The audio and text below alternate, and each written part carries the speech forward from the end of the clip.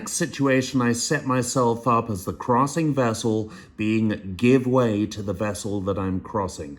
And again, let's just take a quick look at the rule. Look, here it says when two power-driven vessels are crossing so as to involve risk of collision, the vessel which has the other on her own starboard side shall keep out of the way and shall, if the circumstances of the case admit, etc., etc. Again, I want you guys to note that nowhere here does it say the larger vessel has right of way.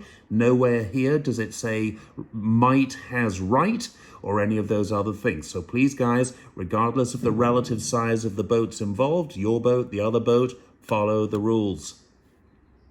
This is a give way situation. I'm give way to this little water taxi here because he's on my starboard bow. But look at the rocks over there. I don't want to go any closer than that. So what I did was I made it totally obvious to him that I was passing under his stern. But now as he draws clear, I don't want to go any closer to the rocks. So I'm just going to follow him round. Hello. I'm just going to follow him round like this. It's totally obvious to him what I'm doing. It's totally obvious to him that I'm taking avoiding action. He knew I knew what I was doing. And now I didn't go any closer to that rocks, and I went on the course I wanted to be on.